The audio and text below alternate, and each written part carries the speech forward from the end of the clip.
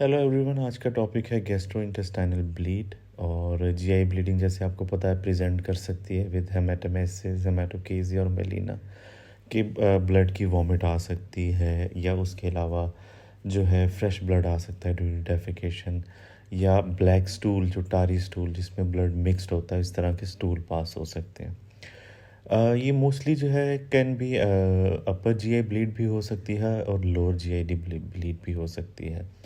Upper GI bleed जो होती है वो उसको हम कह सकते हैं कि it's proximal to ligament of trace.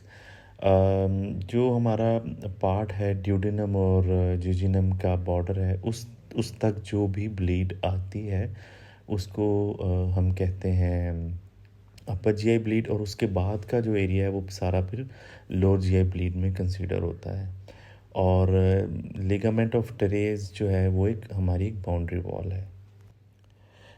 इसके अलावा जो अपर जीआईडी ब्लीड है 70 to 80% केसेस में वो अपर जीआई ब्लीड होता है। उसके अलावा 20 to 30% जो है हमारे पास वो लोअर जीआई ब्लीड के साथ आते हैं। इसके अलावा ब्लीडिंग जो अकल्ट हो सकती है, जो हमें विजिबल नहीं होती, जो सिर्फ माइक्रोस्कोप से देखी जा सकती है।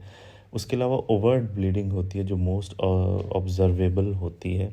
और लास्ट में हमारे पास ऑब्सक्यूर ब्लीड है, जो कि कोई भी आपने पहले एवेलुएशन की और आपको कुछ नहीं आइडिया हुआ और उसके बाद भी वो रीअकर्स कर रहा है, तो हम उस टाइप की जब जीआई ब्लीड होती है तो हम उसको ऑब्सक्यूर जीआई ब्लीड कहते हैं।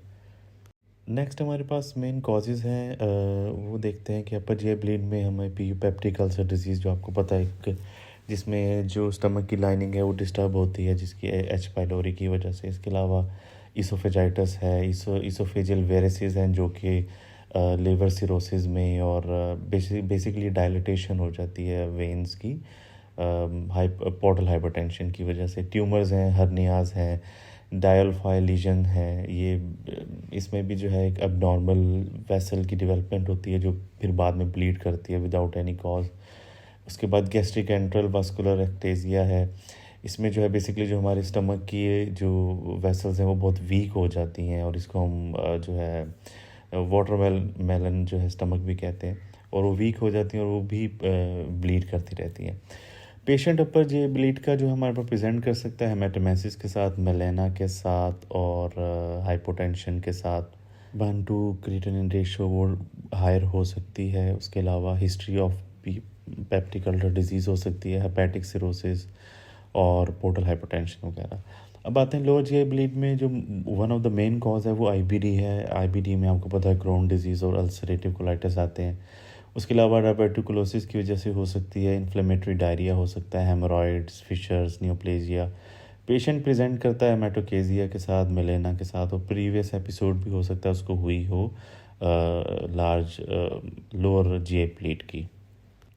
नेक्स्ट हमारे पास आता है डायग्नोसिस है ओवर्ट ब्लीड की, जो विजिबल ब्लीड है। अपर जीआई ब्लीड में हमारे पास एंडोस्कोपी जो है वो एक मेन टूल है। इसके अलावा अगर नेगेटिव है तो क्लोनोस्कोपी और एनजी ट्यूब लवाज किया जाता है। इफ़ क्लोनोस्कोपी भी नेगेटिव है देन हम कंसीडर कर सकते हैं कि हमारे शायद कोई जो ब्लीड है वो स्मॉल बाउल ब्लीड आ रही है, तो फिर उसके लिए एंटेरोस्कोपी की जा सकती है।